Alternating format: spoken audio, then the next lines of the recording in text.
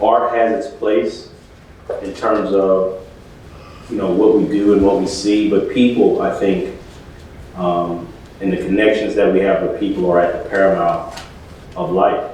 And so I'm very humbled and honored to be here among so many great people. Where would I be without students? A teacher without students is, it's only half the equation. So my students are so intelligent and so smart and make me rise to another level. And so I really, really appreciate the input that they give me in the classroom, and also the support, the just unquestionable support that I get from faculty and from the staff. I mean, where would I be without that? So this is definitely, a group effort for sure. You're only as good as your team. So I salute everyone who's had a hand in me being here. Appreciate it. Thank you very much. So on to while we're here. So this,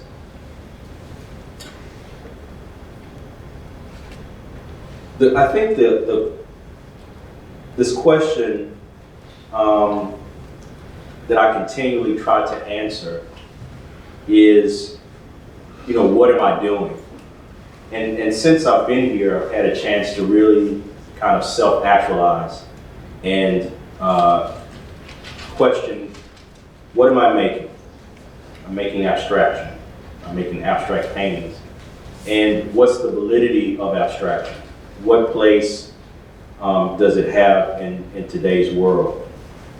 And so this question is sometimes answered visually. When I say visual, I mean with an image, because images, I believe, are much more dynamic in their answer and in their response to a question, and sometimes lexical, by using words to write things down in hopes to try to understand what it is that I'm doing.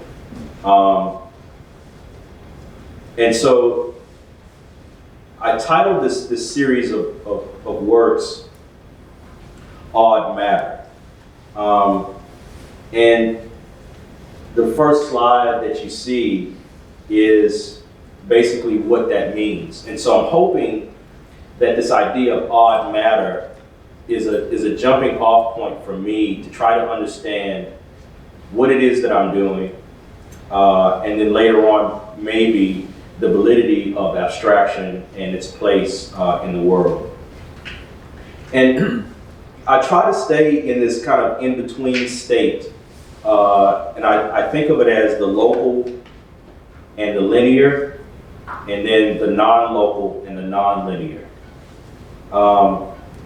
So what is the linear? The linear is things that happen in sequential order, things that abide by law and order that we see around us, man-made things. The local is things that we find to be familiar, right? So this basically is the social political world. And then the non-linear and the non-local is the thing that seems to wisp past our grasp. It's the thing that we cannot see. It's the thing that we know that it exists, but maybe it's beyond our human senses.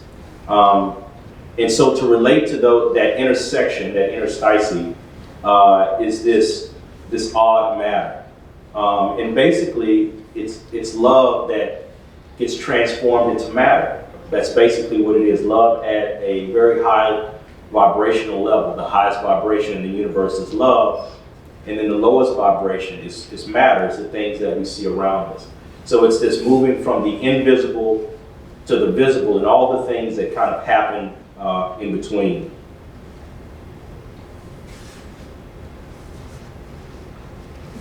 So growing up as a kid, I was always kind of playing within that in-between state. I mean, this is so funny. This was my first art show at 9. And at the top it says Reagan, U.S. in recession. And he says, President Reagan said Sunday that the United States is in the midst of a light economic recession, when he hopes would be of short duration.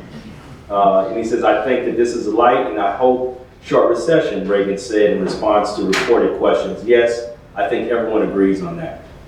And so I think about the state of our country now, and our leadership and the upheaval of things and the place of the artist in that midst, the place of the artist that exists between the local and the linear and the non-local and the non-linear. I mean, what we do is a sort of a transformation. It's a sort of alchemy where we document what's going on around us in a certain way, but we exist in an in-between state. And as a kid, being in my room, my friends in my neighborhood didn't even know I existed until like maybe the 7th grade. Because I'd just be in my room painting and drawing all day long. And so my mom and Miss Eubanks, the librarian, gave me my first show at the Mabel Brasher High School. And here again, you see this intersection between, look at these headlines. City workers may ask even more than 8% raise in new requests. So this is still the sense of the social and the political, the upheaval, the fighting for your right. And it's juxtaposed with 9-year-old Wiz at drawing. Here I am in my room, drawing in the midst of while all these things are going on.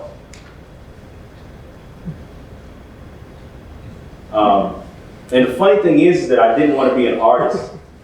The last paragraph is, I say, I love drawing. He says, and I can always fall back on my drawing if I can't do anything else. But it says drawing is my favorite hobby, said Cullen. Other hobbies include reading science books about animals, collecting science cards of knowledge, collecting baseball and football cards. So I was really into like science. I was into astronomy and astrology. And, my favorite magazine my mom subscribed for me was Discover magazine. The other one was Ebony Junior magazine. So I had like, this is before the internet, so 3 series of encyclopedias. One was an encyclopedia of science. So I was surrounded by knowledge and books and the lexical as a child, but also art supplies and things of that nature. My parents always made sure I had this, even though there was like no role model. They just kind of knew to supply me with what I needed. This is one of my first drawings, 1981. Already I knew to sign my name like at the bottom. I had this sense of like, but I was self-taught. I would go in the room and just draw. It was this emotive thing. I can't even tell you why, but it's always been this innate desire to make things.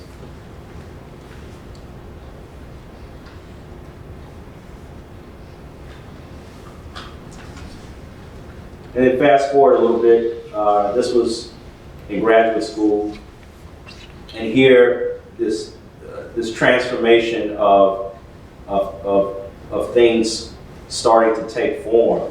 The intersections of science and identity and spirituality and understanding of art history, all trying to make room for one another on this picture plane. This one's called Dynamite in My Room, and this is one of the main characters from Good Times, JJ, who was a painter, who grew up in this really rough neighborhood, but in the midst of all that low income, the socio-political, he had an easel set up in the den, and there was this canvas, and he painted, and so he split that in two. He split the socio-political in half, and he existed between those two states of the linear and the non-linear.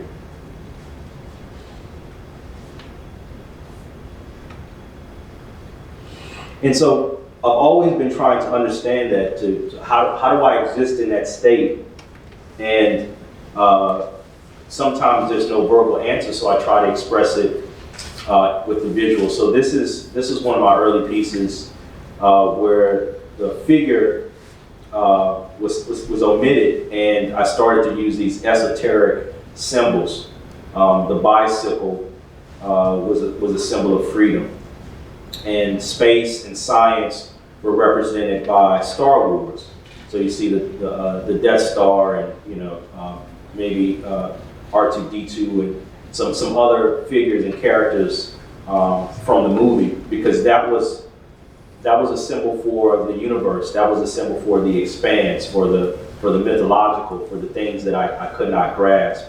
And then you have these intersections. So the streaks of white of canvas are reminiscent of my neighborhood. So these intersections of the local and the non-local, of these intersections of the micro and the macro. This was called Star Wars and 3rd Street. 3rd Street was kind of the general area where I grew up in Alexandria.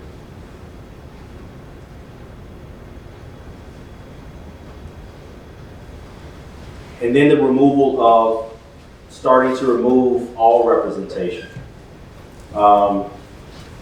And to hinge my sense of philosophy and beliefs on this idea of the grid.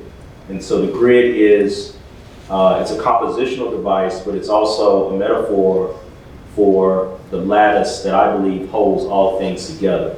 The thing that exists below the fabric of reality. Abstraction means the taking away. So for me, abstraction is the taking away of reality, the peeling away of reality. And what you have beneath it is this blackness, this darkness where all things are born.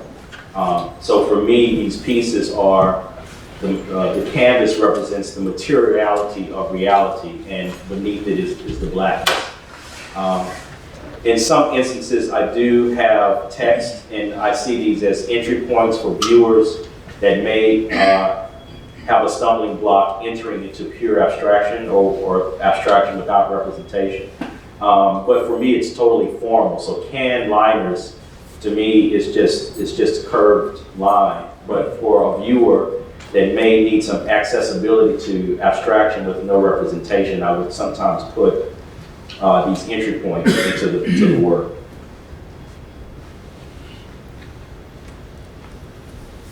Again, playing with the grid, this idea of a compositional device that also functions as a philosophical device as well.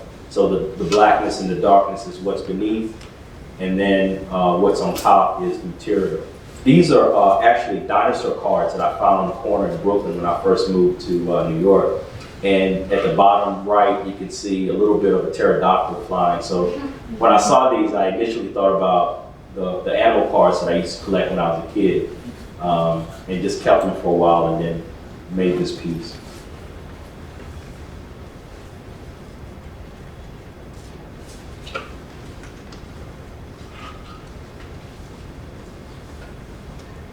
Sometimes when making the work, I think about how can the lexical support the visual in terms of pictures. And so I would use a lexicon, a list of words that would act as nouns and verbs. So for this one, for example, the word was stacked. So these strips of canvas would feel like they're stacked as a, on a linear, kind of a linear perspective. And also the action of stacking them was also in play. So it was a verb, it was acting as a verb. I stacked the pieces of canvas, but then it also became a stack. So it acted as a verb and a noun. So sometimes those words act as a catalyst for me to complete a work.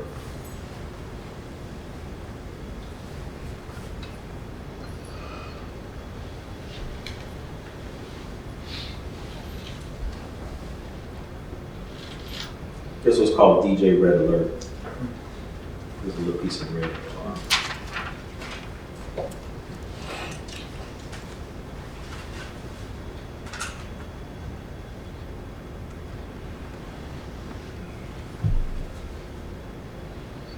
And I'm questioning painting. There's no paint on this painting, quote unquote. The black that you see is charcoal dust, and the rest of it is tape and paper.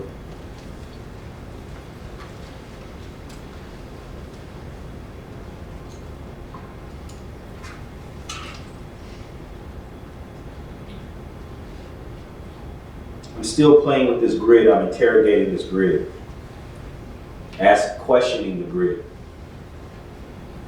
Does it have to be perpendicular? Can it be organic? The word that I used here was void. So leaving these void areas within the picture plane. And some of the words kind of, cross section with science, thinking about ideas of gravity, ideas of mass.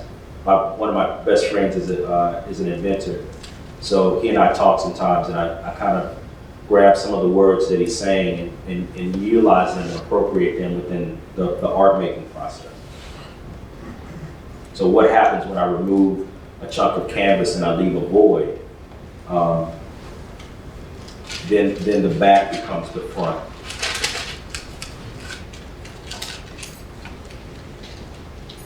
And speaking of gravity, like these things used to happen in my studio, where these bits and pieces of things would kind of gravitate and stick together. And at the corner of my eye, I see them on the floor. I'm like, something's happening over there. Like, there's another song being played, and to be sensitive to that and to be attentive to it and watch it happen. And so this was something that was happening 2 years ago in the studio, and actually 3 years ago, and I took note of it, took a photograph of it, but didn't quite know what to do with it. And something happens when you take it off the ground, because I work on the floor, so when you take it off the floor and then put it on the wall, something begins to happen. I don't know what that is, but I had this affinity for this thing, that it didn't quite feel finished, but it was just really speaking to me, and I didn't quite know what to do with it. And I can't remember what happened, but for whatever reason, I didn't throw it away. And these kind of happenings, these things, the gravitational pull toward these pieces of matter, which is what they are, kept happening, and I would just put them on the wall. This is just tape and plastic and paper and bits and pieces of things that would stick together. And so then that turned into this.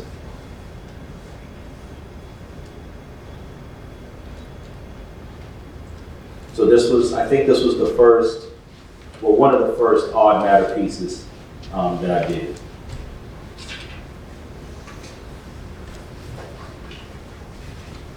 At the time I was making these, I wasn't sure about them, of course. When you're first making something, it feels right.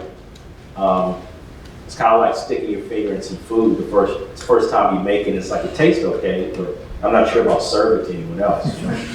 Yeah. So that's how I was with this one.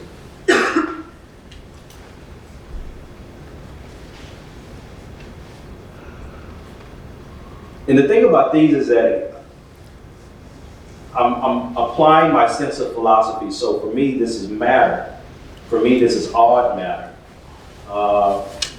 And so each time that I would run the plate, remember now the plate, this is the plate. So each time I would run this thing, I would change the way it looked. So it's the same matter. In other words, it's the same plate, but since it's not rigid, since it's not static, I can move it, I can change it, I can transform it. So I would take bits and pieces and move it around and then run it again. And then go back and add little signatures to it. So at the top, that block of gray is liquid graphite suspended in gum arabic. And then I would remove some pieces and fold some pieces.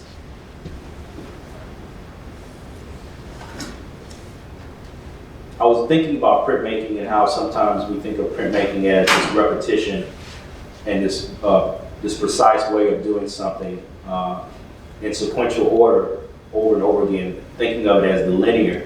And I was thinking, how can I do this in a non-linear way and have it be something that's natural and authentic?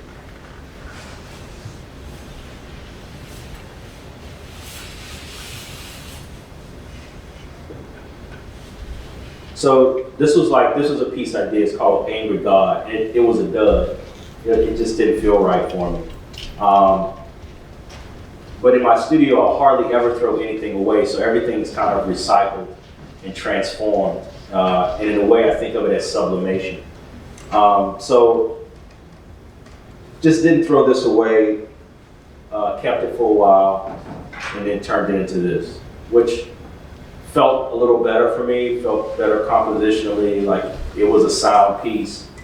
But still, I felt like it wasn't living yet. I didn't think it could live on its own. I thought that it needed something. So then I made it into a collagraph.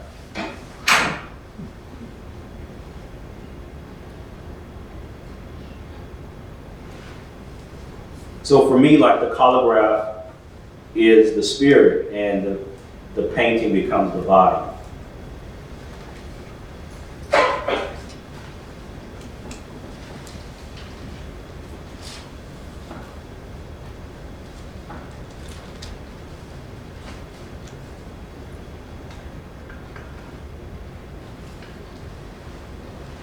So this is it's the same piece, the same plate.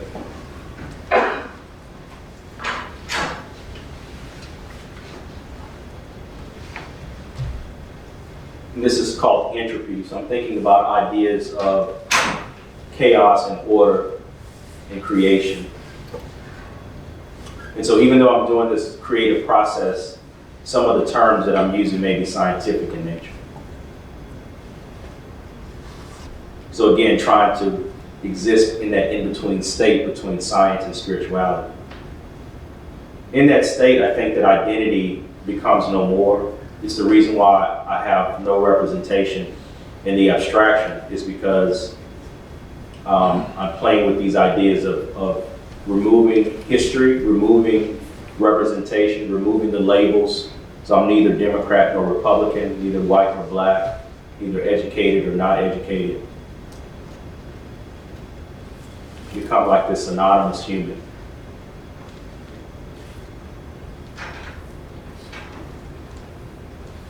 This is one that I didn't think worked either. So it died. So this is the piece that's on the press.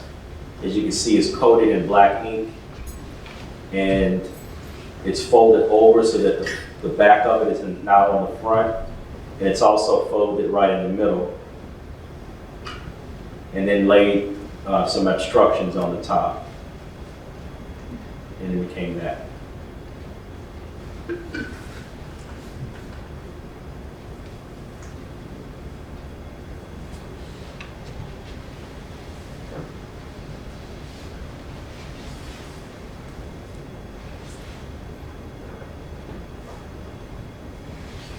So I'm thinking of these as matter that's being reshaped and reformed. And this idea of sublimation is moving from one state to another. So it's when ice bypasses liquid and turns into vapor. So for me, this is the painting that bypasses death and becomes spirit. So painting's not dead.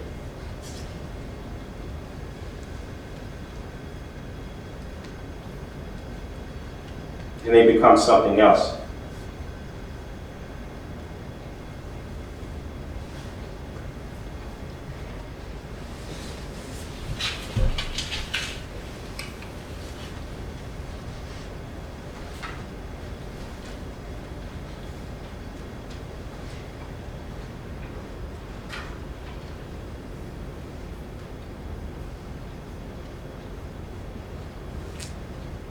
So that one became this one.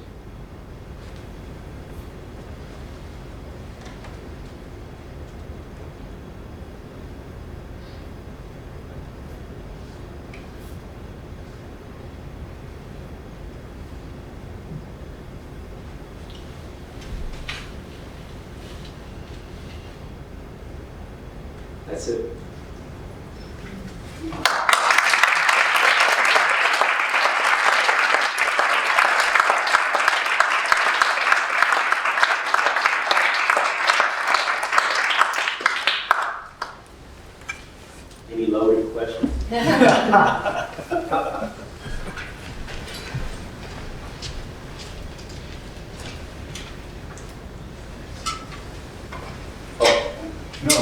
Betsy, is it? Okay. Yeah, I did. Your prints really have a real symphony of value in them, from super, super light, barely visible bareness to really rich, dark blacks that absorb the light. And then you have this shimmery aspects that you add to your layers in your ink, or the collagraphs that become collages that then you draw on. You really do blur a lot of the definitions or confinements of what something is. And we went in there today, both classes, printmaking 1 and printmaking 2, and they had a lot of questions that I couldn't answer about process and all that, but I just wondered if you could talk a little bit about your process of transference from a painting, and then it's not working as the painting, and then you turn it into a print, and then you add drawing to it. Like, just give us a little glimpse maybe into how you approach your work. So I told myself that I was going to be more than the mystic, you know, the shaman, the very ideological and philosophical, and give some meat to how I'm doing what I'm doing. So I forgot totally about that when I got up here. So I'm glad you asked that question. So in terms of process,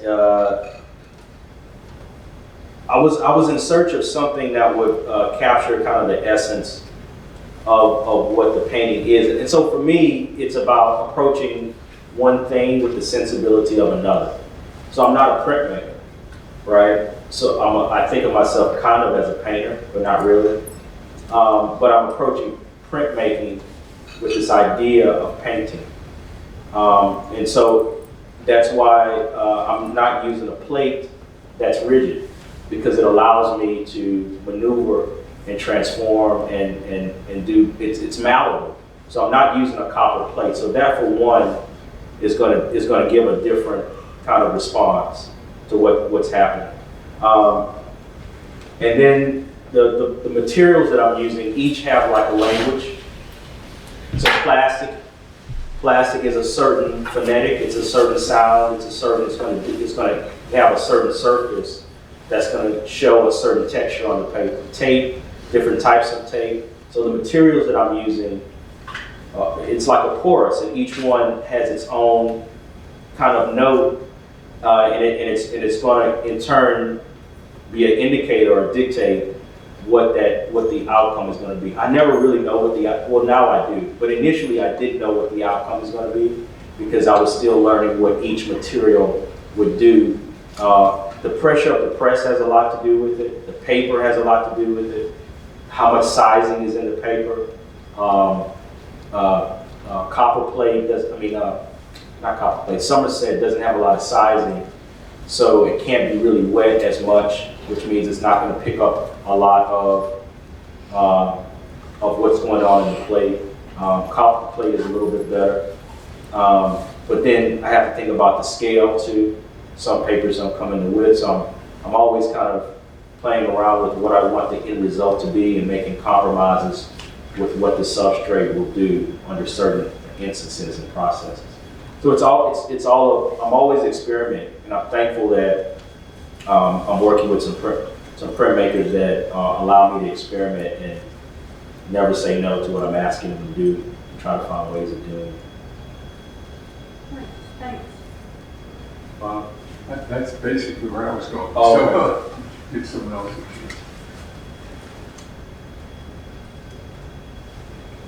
I'm curious now that you said now you do sort of know what you're doing with collagraphs. So how does that, has that changed the kind of images that are coming up? It has. And basically, I started making up new challenges. I think art making is about problem solving. So, and it's also about kind of having an array of things to solve problems with, which takes a while. You know, you create the problem and you solve it a certain way, and then you continue to create these problems, and so now you have a nice little database of solutions that you can pull from in order to solve things. And so when something becomes familiar to me, I think that's nice. But then I sometimes create another problem so that it can disrupt that. And then pull something from years ago to solve it, to see if that'll still work. I love doing that, actually. I don't think about it consciously, that that's what I'm doing, because I'm not, I got Jimi Hendrix playing or something, but I think, I try to shut my brain down so that it's not a conscious thing, but in a way that's what I'm doing. It seems like the plates that you're using to make the prints, you're somehow weren't really satisfied with them as finished plates or paintings to begin with. And I wonder, in the process of using them to print with, does that sort of reinvigorate them again as paintings? Do you sort of see them as finished works once you print? Yeah, they'll be used again. I'll make when I finish making however many pulls from that plate, I'll turn that into a painting again. Yeah, so it's all about transformation for me. It's not, How do you know when so when you decide, okay, I'm done printing with this, now it's a painting? It hasn't happened yet. Anyone who's been in my class, I'm all about process, so I have to walk what I talk, Yeah. When I look at your work, it feels very intuitive, but listening to you speak, it sounds very deliberate and conscious, like fight means freedom. Where do you put yourself sort of on that spectrum of sort of deliberate, conceptual work and more intuitive? It's both. That's the whole kind of the linear and the non-linear, kind of being in that zero where it's the gap. Yeah, the sweet spot. Yeah. So when I first made these, I couldn't talk about it. I didn't talk about it with anyone because I couldn't. And then being here, actually being in this environment, has helped me to kind of understand what it is, to question what I'm doing. So some of these epiphanies have just happened to where I'm able to really understand what it is that I'm doing. But I totally trust process. So when I go in the studio, I try not to think at all, and then add words to it later. I could have made 10 pieces before, and it could be a year has gone by before I actually. And usually what I do is I write a poem, and the poem allows me to deal with words and also metaphor at the same time. So it's a very freeing thing for me to, or I would write like an equation. But I wrote this poem about abstraction, about how, it was a woman that I was trying to get, and I couldn't, and because she was so elusive, and so, trying to express that in some sort of way that I could understand what it is that am I doing. Because I'm working totally without words. For me, the studio is a wordless place. I don't read in there or do anything. When I go into the studio, I put on my painter's pants and I make work. But I would have thought about the piece for weeks. I may be sitting somewhere just like seeing the piece in my head for weeks, like 3 or 4 weeks. So then when I go into the studio, it's clear. It has enough clarity for me to make it, but enough ambiguity where innovation can take place. So I try to create these circumstances where little things can happen, where the little elves can come out and play, so to speak. And so I don't do sketches. Because if it's a sketch, then it becomes very linear. It's mapped out, it's didactic, and then what fun is that for me?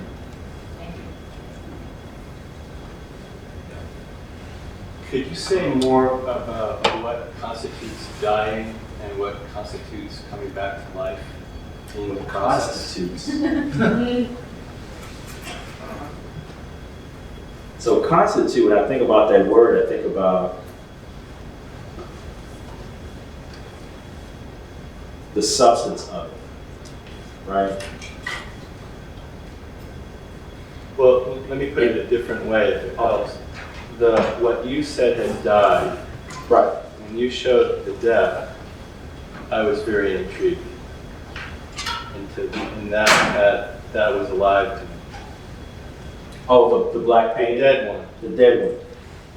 That was kind of a double entendre because there's always this thing about the death of painting. I can't tell you how many times I've seen and read that. The death of painting's dead, painting's dead. And yet it's still here, you know, in a curatorial way, in a commercial way. So painting will never die. So I was kind of saying that without saying it, kind of double entendre. But the other part of that was that symbolically it is a death. They feel like they're burned, and now it's the void of the life that it had on the wall. It's being transformed into something else. It's being pressed, and the thing that's being lifted from it, to me, is the spirit. And so these collagraphs have a different life than the painting did. And so the in-between state of that is the inked piece. So philosophically, it's like, you know, the painting is going through this kind of bypassing this death, because I'm not burying it. In fact, these will be reanimated and made into a larger piece that'll be all just inked. In fact, there's one in the gallery. So they do still live in a way, but I was kind of commenting on that, kind of subversive. I have a question about the way that you labeled the prints. I could just have bad eyesight, but it looked like you spelled odd, O-D, and then said matter, and then two numbers, and then a letter. Right. Like, do you want to hear see what? I just want to hear what your decision-making process is for labeling that. For the title or for the number? For both. So odd is this hypothetical force held to pervade all nature, to manifest itself in magnetism, mesmerism, chemical reactions. But basically, for me, that's love. It's the highest vibration in the universe. And so how do I convey that in a way that causes interest and not create a boundary? So instead of saying love matter, I was looking for kind of a deity that would represent that. So odd, which also sounds like odd, O-D-D, which is odd, right? And then matter is the substance of things. So for me, it was still the linear and the non-linear. It's my way of intersecting those two things. Since I've been a kid, that's what I've been trying to do. To take, because my dad was a minister. So I grew up around, you know, hearing about spirituality and existentialism and all these things. And then my mom got me to Discover magazine. So trying to intersect those things would seem to be very much polarized, right? Science doesn't believe in God, and God doesn't, and religion doesn't believe in science, but I believe that they're both one and the same. So intersecting those two things together. The numbers, if it says something like S1C, that's a series 1, the third pull. So so C is the third letter, so it would be S1C. If it's the fourth, it would be S1D. Then the second series means that I've changed the matter, or I've changed the plate. So it would be like S2A, S2B, S2C.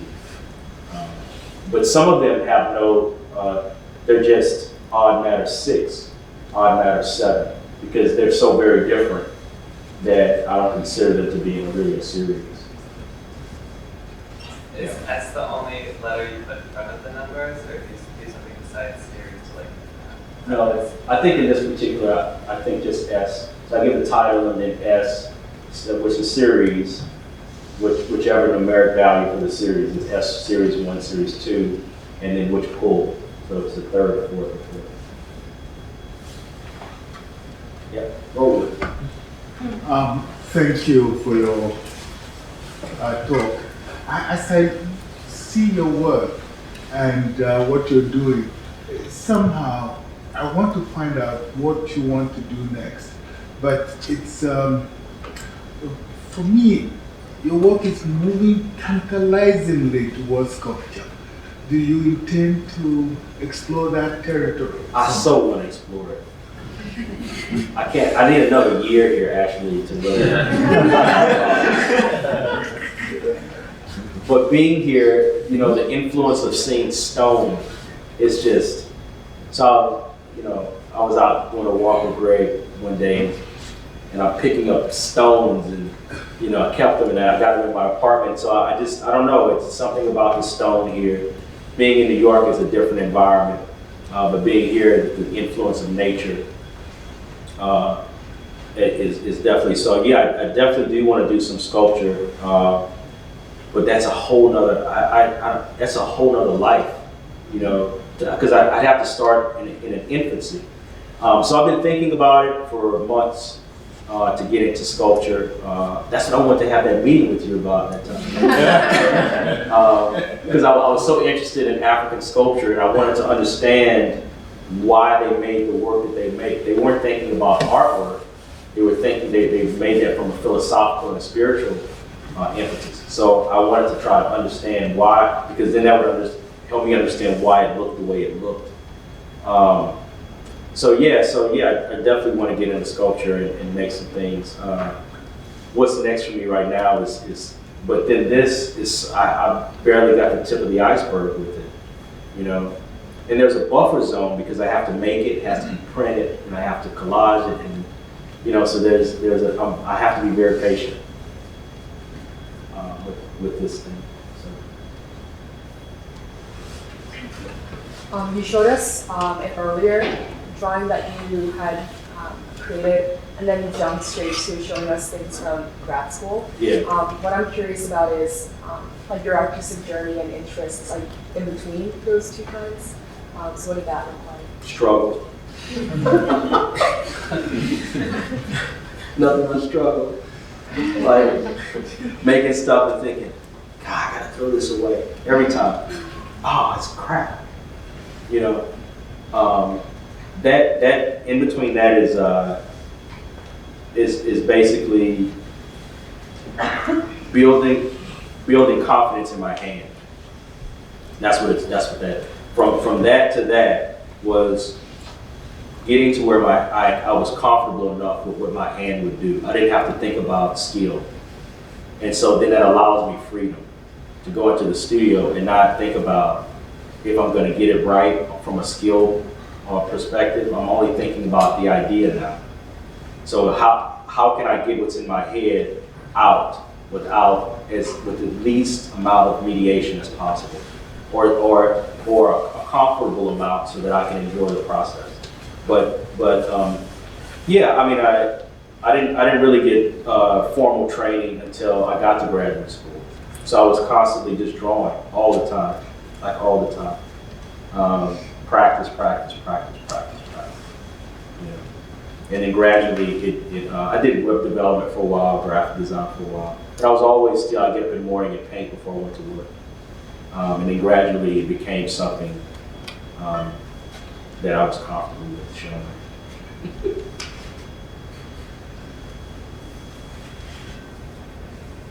That's it. It's been a privilege for me to share this with you. So thank you so much for coming out.